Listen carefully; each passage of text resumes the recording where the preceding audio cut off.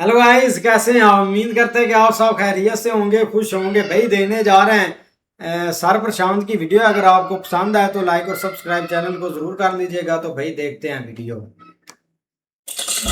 Unknown man. नमस्कार, welcome to career 247 में प्रशांत Dhawan. Now बहुत ही जल्द हो सकता है कि आने वाले कुछ महीनों में आपको लगातार न्यूज सुनने को मिले कि अननोन मैन एक्टिवेट हो चुके हैं पाकिस्तान में और कई पाकिस्तानी बेस्ड आतंकवादी एक एक करके मारे गए। रीजन इसका यहाँ पे आप देख पाओगे, ग्लोबल मीडिया इस न्यूज को एक्सटेंसिवली कवर कर रहा है। ऑब्वियसली इंडियन मीडिया ने इसको कवर किया ही है। यहाँ पे आप देख पाओगे कई, मैं कहूंगा इसमें चिंताजनक न्यूज भी सामने आई है कि भारत सरकार ने टोटल 23 लोगों को, जो इनमें से कुछ इंडियन हैं, कुछ पाकिस्तानी हैं, मगर एक बात सब में कॉमन है, अब ये लोग भारत में नहीं रहते, मोस्टली ये लोग पाकिस्तान में रहते हैं। इनको आतंकवादी डिक्लेयर कर दिया है अंडर यूएपीए। यूएपीए के बारे में आपको पता होना चाहिए, ये है अनलॉफुल एक्टिविटीज प्रिवेंशन एक्ट। इसके under ministry of home affairs, जिसको आज के समय लीड कर रहे हैं अमित शाह, ये एक आदमी को डिक्लेयर कर सकते हैं एक आतंकवादी। और इधर आप देख पाओगे जर्मन मीडिया भी इस न्यूज को कवर कर रहा है कि भारत सरकार ने 23 पाकिस्तानी को डिक्लेयर कर दिया है टेररिस्ट। नाउ इसमें मुझको एक बात यहां पर ऐड करनी पड़ेगी कि ऐसा नहीं है कि 23 के 23 पाकिस्तानी हैं, ये पाकिस्तान बेस्ड है। अगर हम टोटल देखें यहां पर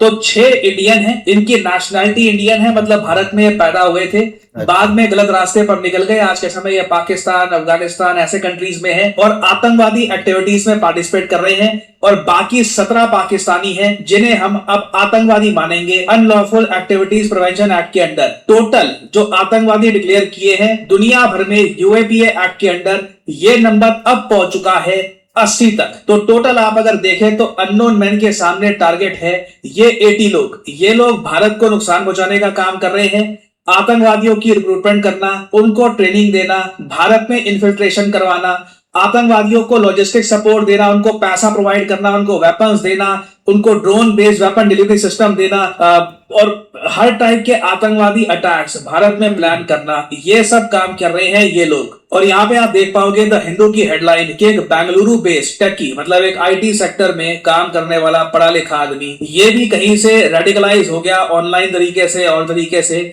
और ये भी आज के समय एमएचए द्वारा, मिनिस्ट्री ऑफ होम द्वारा डेजिग्नेट हो चुका है एक आतंकवादी यूएपीए के अंडर। अब अगर यहाँ पे आपका सवाल ये है कि चलो ठीक है, अननोन मैन तो अपना काम करते रहेंगे, लगातार न्यूज आती रहेगी, अब चलो ये आतंकवादी मर गया, ये आतंकवादी मर गया, बट लार्जर अगर हम पिक्चर देखें इंडिया पाकिस्तान रिलेशंस की, उनमें इस डेवलपमेंट का क्या इंपैक्ट आता है? मैं कहूंगा सबसे बड़ा इंपैक्ट इसी चीज का है। भारत ने लगातार इंडस वाटर ट्रीटी के बारे में क्या बोला?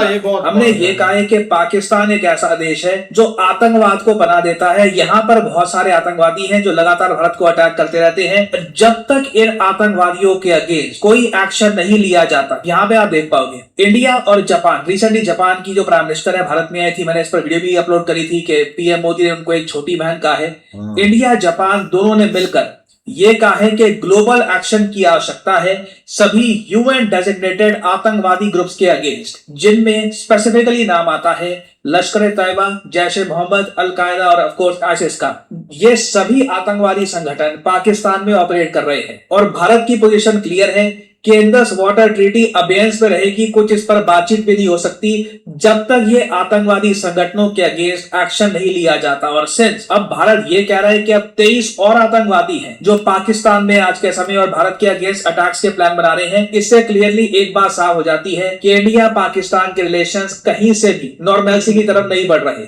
बीच में आपको याद होगा एक न्यूज ये भी आई थी कि इंडिया पाकिस्तान के बीच में बैक चैनल बातचीत हो रही है। ये भी भारत सरकार ने रिजेक्ट कर दी है कि नहीं, इंडियन गवर्नमेंट की पॉलिसी के हिसाब से कुछ अभी भी हम पाकिस्तान के साथ डायरेक्टली बातचीत नहीं कर रहे। और आप लोगों ने कभी वो लिस्ट देखी है कि यूनाइटेड नेशंस ने दुनिया भर में कितने संगठनों को आतंकवादी डिक्लेयर कर रखा है? देखो, एक तो होता है कि कोई कंट्री जैसे यूएस, इंडिया, इजराइल, ये अपने हिसाब से डिक्लेयर कर दे एक संगठन को कि ये एक आतंकवादी संगठन है। जब यूनाइटेड नेशंस उसको डेजिग्नेट कर देता है ना, तब वो बहुत बड़ी बात हो जाती है, क्योंकि ये ओवरऑल यूएन सिक्योरिटी काउंसिल के अप्रूवल के बाद किया जाता है। इधर आप देख पाओगे United nation security council committee के हिसाब से ये सभी संगठन आतंकवादी ग्रुप्स हैं। ये इनके नाम इधर आप देख पाएंगे, अब्दुल्ला ब्रिगेड, अबू सयाफ, ये जैश ए मोहम्मद आपको यहाँ पे दिख जाएगा, अलकायदा यहाँ पे आपको दिख जाएगा। ये सभी जो ग्रुप्स हैं इन्होंने दुनिया भर में आतंक मचा के रखा हुआ है। और इनमें से आप देखोगे एक चीज आपको कॉमन मिलेगी, पाकिस्तान का नाम लगातार रिपीटेडली आपको दिखेगा।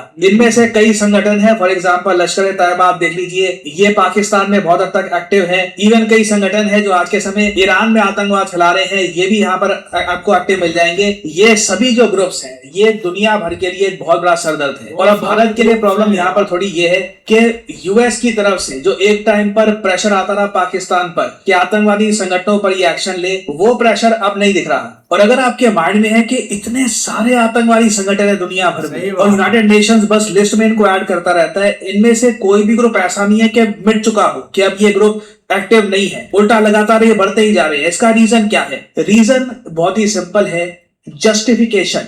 जस्टिफिकेशन एक इंग्लिश वर्ड है जिसका मतलब होता है कि जब आप रीजन समझाना शुरू कर देते हो कि कोई चीज क्यों एग्जिस्ट करती है। अब कई देश है दुनिया में, कई मैं कहूंगा इंडिविजुअल्स भी हैं, वो इन आतंकवादी ग्रुप्स के होने का लोगों को रीजन समझाना स्टार्ट कर देते हैं कि ये आतंकवादी ग्रुप्स क्यों एग्जिस्ट करते हैं। अब जब आप रीजन समझने के पीछे आ जाते हो, फिर आप काफी बार एक्शन जो लेना होता है वो आप लेते नहीं हो, आप बस समझने में टाइम लगा लेते हो कि अच्छा ये आतंकवादी ग्रुप बना क्यों है, इनकी डिमांड्स क्या है। जबकि आपको एक बात क्लियर होनी चाहिए कि एक आतंकवादी ग्रुप जो दुनिया भर में आतंकवाद फैला रहा है, इनोसेंट लोगों को मार रहा है, उसकी जस्टिफिकेशन नहीं हो सकती। भारत ने रिसेंटली यूनाइटेड नेशंस में अर्ज करी है ये बात कि एक यूनाइटेड एक्शन लेना होगा हमें आतंकवाद के अगेंस्ट, नहीं तो भारत जो ये लिस्ट निकाल रहा है कि अब 23 और लोग यहाँ पर ऐड हो गए, यूनाइटेड नेशंस भी यहाँ पर लगातार जो आतंकवादी है इनको डेजिग्नेट करता रहता है, ये लिस्ट बढ़ती रहेगी जब तक कहीं ना कहीं आतंकवाद को लेकर एक ऐसे मतलब बातचीत की जाएगी कि हमें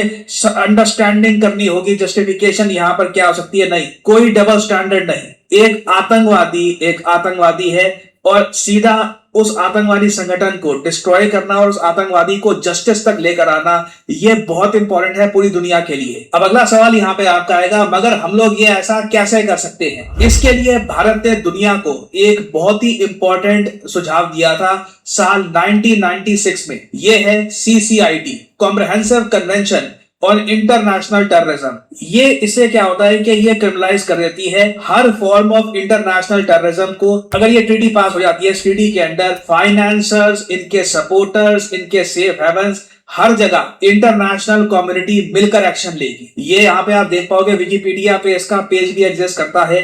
ये साल 1996 में बनाई गई थी। और अगर यहाँ पे आप सोच रहे हैं कि अच्छा ये ट्रीटी तो खैर भारत ने प्रपोज करी होगी, पाकिस्तान चाइना ने ब्लॉक कर दी होगी, नहीं, इंटरेस्टिंगली इनफ नहीं, चाइना इस ट्रीटी को लेकर भारत के साथ खड़ा था। यहाँ पे आप देख पाओगे China position aligned with various members call for a global treaty against terrorism. China खुद कहता है कि एक ग्लोबल ट्रीटी होनी चाहिए आतंकवाद के अगेंस्ट। बट मेन इशू यहाँ पे आ गया यूएसए का। यूएसए ने यह कहा कि हाँ ठीक है, हम CCIT को लेकर काफी इंटरेस्टेड है, मगर हम ये नहीं चाहते कि अगर कोई ग्रुप सेल्फ डिटर्मिनेशन के लिए आतंकवाद कर रहा है तो उसको भी हम इस ट्रीटी के अंदर डालें। बेसिकली यूएसए समझ नहीं पा रहा कि कहां पे हम आतंकवाद इसको बोले या कहां पर बोले कि ये तो कोई ग्रुप है, ये बस अपने हकों के लिए लड़ रहा है। तो इसलिए यूएस ने कभी भी CCIT का खुलकर सपोर्ट किया नहीं है।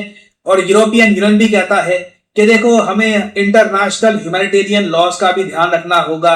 हम क्योंकि इंडियन दिक्कत यही आती है कि आप कैसे इंटरनेशनली डिक्लेयर करोगे कि ये आतंकवादी है या फिर ये बस एक संगठन है जो खुद के राइट्स के लिए लड़ रहा है। वो जब वहां पे ग्रीनलैंड आ जाती है, वहां पर यूएसए और यूरोप ये मन नहीं बना पा रहे कि हमें क्या करना चाहिए। और सेम केस यहाँ पर पाकिस्तान का भी है। पाकिस्तान भी कह रहा है कि हमको एक्ट्स ऑफ टेररिज्म और legitimate struggles for self determination against foreign occupation, इसमें हमको डिफरेंस करना होगा। क्योंकि ऑफकोर्स पाकिस्तान ये चाहेगा कि कोई आतंकवादी संगठन अगर मान लो कश्मीर में भारत पे अटैक कर देता है तो पाकिस्तान ये कह सकता है कि अच्छा देखो ये तो सेल्फ डिटर्मिनेशन मतलब कि खुद की आजादी के लिए लड़ रहे थे, तो इसलिए इन लोगों ने इंडिया पे अटैक कर दिया। इस अटैक के बेसिस पर ग्लोबल एक्शन ही होना चाहिए पाकिस्तान पर। तो अगेन जो लड़ाई है आतंकवाद के अगेंस्ट बहुत लंबी है। इसमें जब तक CCIT जैसी इंपॉर्टेंट ट्रीटीज नहीं बनती, ग्लोबली एक्शन हम नहीं लेते आतंकवाद के अगेंस्ट, तो जो मैंने आपको लिस्ट दिखाई है ये बढ़ती जाएगी। But of course unknown man अपनी तरफ से अपना काम कर रहे हैं। बट जब तक एक कलेक्टिव एफर्ट नहीं लगेगा कि अब हमें आतंकवाद को खत्म करना है, तब तक अनफॉर्चुनेटली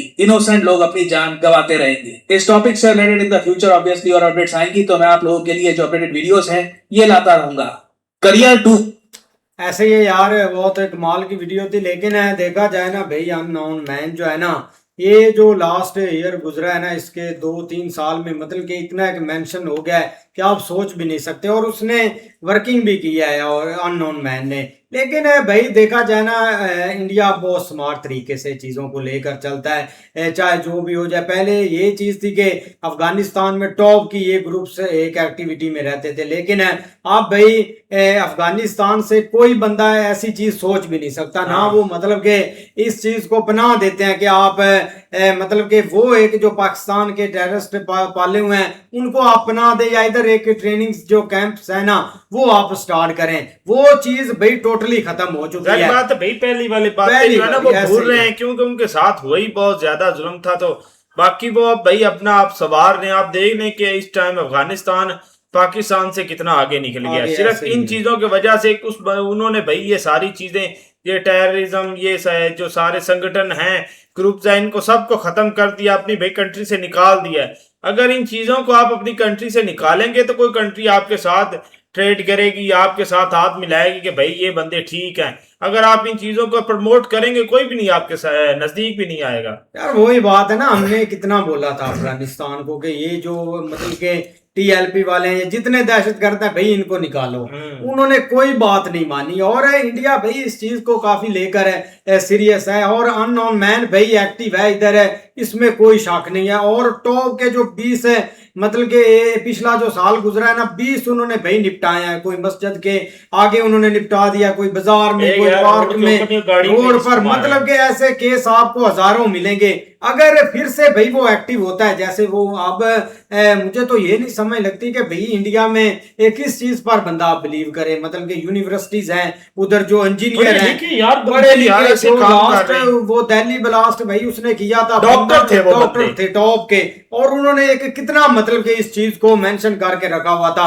बाकी अगर बात करें ना तो इंडिया से भाई एक बहुत डैमेज होता है इंडिया के अंदर से। चाहे उसमें यूनिवर्सिटी में जो मुस्लिम एक पढ़ते हैं ना स्टूडेंट है, वो इस चीज को भाई माइंड वॉश उनका हो जाता है। पता नहीं वो कहाँ से ये क्लासेस लेते हैं और कहाँ से मतलब कि ये चीज टारगेट करते हैं। बाकी जो ग्रुप्स वगैरह है ना भाई, ये रेडी भी करते हैं इस चीज को, मतलब कि प्रमोट भी करते हैं। और अब इंडिया भाई पाकिस्तान में काफी एक्शन ले चुका है। पहले ये होता था कि भाई जो पहले हुकूमतें थी 2014 से पिछली वो एक्शन लेते ही नहीं थे, यही बोलते थे कि आप इस चीज को स्टॉप कर दें। लेकिन लास्ट भाई ऑपरेशन सिंदूर में हमने देखा है इंडिया ने भाई टोटली इस चीज को ही, मतलब कि जो उनकी बेसिस हैं, चाहे वो मुरीदके में है, चाहे मतलब के बॉर्डर के नजदीक है, उन्होंने टोटली इस चीज को भाई खत्म कर दिया। और अब वो पाकिस्तान के अंदर आकर इस चीज को टारगेट कर जाते हैं, जो कि भाई हमें इस चीज को मतलब कि खत्म करना चाहिए। अब ऐसे ग्रुप्स भी हैं जो ये भाई मतलब कि फंडिंग करते भी हैं,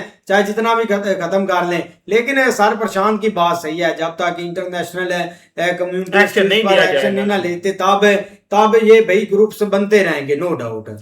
भाई यही बात है ना, पहले ये चीज़ें होती थी, बहुत ज़्यादा ग्रुप थे उस वक्त, अफगानिस्तान में भी सारा कुछ होता था। लेकिन अब ये खुद कहते हैं कि अफगानिस्तान हमारे साथ है, अफगानिस्तान हमारा भाई बना है। अब आजकल तो अफगानिस्तान के साथ इनके तल्लकात बहुत ज़्यादा हैं। अब अफगानिस्तान उनको कैसे पनाह दे रहा है? पहले तो ये खुद बोलते थे, तो पहले तो हम भी कहते हैं कि अफगानिस्तान में सब कुछ होता रहा है, लेकिन अब तो अफगानिस्तान इनके साथ जुड़ा लगा हुआ है, पाकिस्तान के साथ उसकी दुश्मनी है। तो अब वो पाकिस्तानी ये जो है मुजाहिदीन को कैसे वो अपने साथ रखा हुआ है उन्होंने? ये तो एक कहानी बनी हुई है, जैसे सिर्फ हर बात के लिए सिर्फ इंडिया को ही ये चीजें नजर आ रही हैं, बाकी वर्ल्ड में किसी को नजर नहीं आ रही। क्यों कि यूएसए ने कभी इस चीज पर एग्री नहीं हुआ कि ये इतने बंदे जो हैं ये इनको जनाब अपना हमने वो कर दिया है। उसके बाद ये चीज देखें कि इंडिया के खुद अपने मुल्क से 7 बंदे उसमें शामिल हैं, वो खुद अपने मुंह से बोल रहे हैं कि 7 बंदे हमारे मुल्क से भी हैं। तो भाई उनको उनके मुल्क में कौन किसने जाकर ट्रेनिंग दी है, या किसको वर्गलाया है, या किसने उनको आमादा किया इस काम के लिए? ये चीजें भी तो सोचनी चाहिए ना। ठीक है, पाकिस्तान में अलकायदा, लश्कर तैयबा, ये सारा कुछ TTLP ये सब कुछ पहले था, लेकिन आजकल तो ये बिल्कुल ही खत्म हो चुका है, कहीं कोई नजर ही नहीं आ रहा। लेकिन आज भी वो वही बातें कर रहे हैं। मुझे तो समझ नहीं आ रही कि ये कहां से ये चीजें निकाल लेते हैं। यार अब क्या इंडिया में मुसलमानों को खत्म कर दें? वो भाई खत्म नहीं कर दे, उनके अपने मुल्क में ये चीज ठीक है कि चलो पाकिस्तान से तो बंदे जा रहे हैं, लश्कर तैयबा तैयार कर रहा है या जो भी तैयार कर रहा है, लेकिन उनके अपने मुल्क में इतनी बड़ी बड़ी बड़ी यूनिवर्सिटियां, बड़े बड़े अपना IAS IPS ISS सब कुछ, इतनी हाई एजुकेशन के बावजूद वो बंदे कैसे पिघल जाते हैं, ये चीज भी तो सोचनी चाहिए ना। असल मुद्दा तो ये है भाई वो एक नफरत होती है, चाहे लास्ट जो यार, दिल्ली लास्ट इतनी भी हुआ था नफरत नहीं होती। वो भाई टॉप के डॉक्टर थे, कोई मतलब कि चाइना से डिग्री लेकर आया था, कोई कहीं कहीं से डिग्री लेकर आया था। अब क्या पता जो यूनिवर्सिटी में भाई पढ़ते हैं उनका माइंड वॉश कौन करता है, वो कैसे ये करते हैं, ये तो तब नजर आता है जब भाई वो स्टूडेंट मतलब के ब्लास्ट कर जाते हैं और इस चीज में भाई मुलव्वस हो जाते हैं। आप ये देखें कि उनकी जो उन्होंने भाई प्लानिंग की थी वो प्लानिंग कितने सालों वो की थी कितनी यार, सालों हैरत की थी, आती है वो ऐसे तो मतलब बंदों कि की। इतना नुकसान करने वाले थे। ये तो भाई फिर भी एक इंडिया को अप्रिशिएट करना चाहिए, उन्होंने चीजों का पता लगाया। लेकिन पाकिस्तान में भाई ये चीज चलती रहेगी। आप उधर के जो मतलब के बंदा है 40-50 उनको उन्होंने टेररिस्ट भाई एक टेररिस्ट डिक्लेयर कर दिया है कि मतलब कि ये बंदे टेररिस्ट हैं, लेकिन पाकिस्तान में पनाह ले रहे हैं और पाकिस्तान पर तो भाई ये दबाव रहेगा चाहे जो भी हो जाए। और सबसे बड़ा भाई फायदा उनको ये है कि अननोन मैन है उनके पास और पता ही नहीं चलता कहाँ से वो आते हैं, कहाँ को भाई मतलब कि वो एक अपना अटैक करते हैं और चले जाते हैं। हमें तो न्यूज में ही नजर आता और पाकिस्तान है ये न्यूज को कवर भी नहीं करता। लेकिन भाई वीडियो काफी अच्छी थी, अगर आपको पसंद आए तो लाइक और सब्सक्राइब चैनल को जरूर कर